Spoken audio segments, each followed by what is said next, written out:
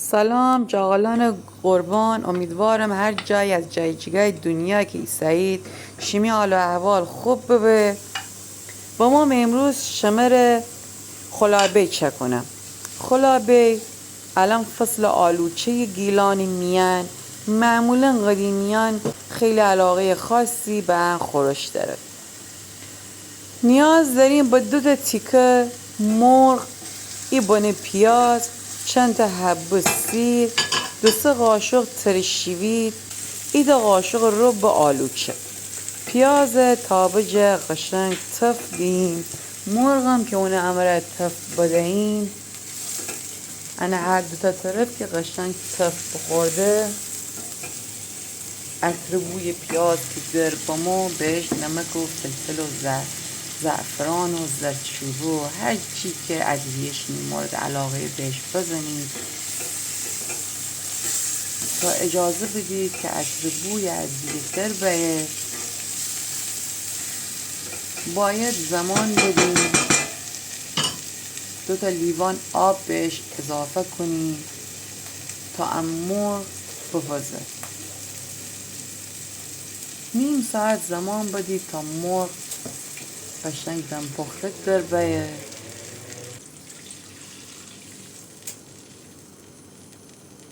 گیلانیان معمولا دوست داره که عشان غذاهان ترش ببه.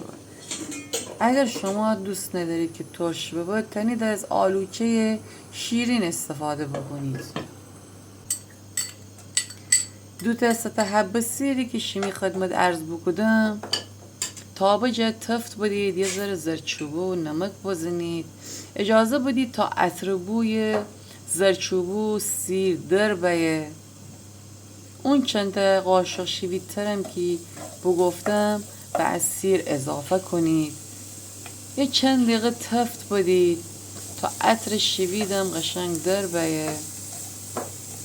عشانی که همه قشنگ با هم تفت بدهیم، به امی مرغ اضافه کنید.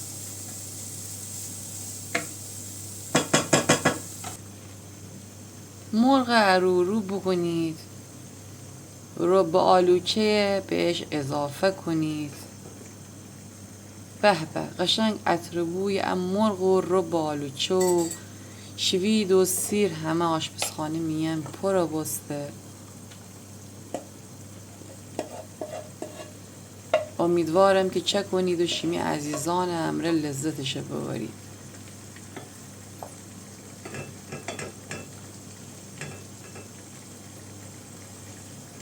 تابه داره بنید تا چند تا غل بزنه. آلوچان بهش اضافه کنید. اگر دوست دارید تنید آلوچه روغن جد تفت بدید، ولی من حتی دو کدم ده زیاد دوست نرم می غذا روغنی ببر.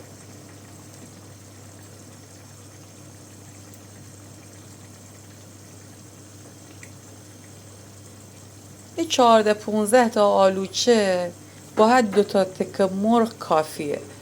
این غذا برای 2 نفره که من چکودم. شما تنین مواد خودتان اضافه کنید.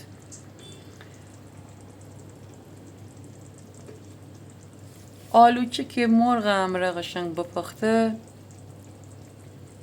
اون ترش شیرینی خودتان با ذائقه خودتان بششید. اگر زیادی ترشه تنید 2-3 قاشق شکر بهش اضافه کنید تا ملس در بیه. اگریم که ترش دوست دارید که مشکلی نی. وقتی حتی غل زین داره، اید دانه تخم مرغم علک بکنید، به همین مرغ اضافه کنید.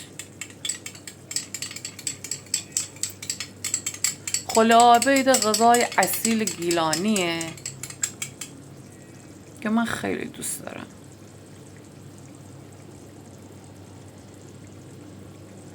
اگرم که دوست ندارید تخم مرغم تنین نزنید، مشکلی نی.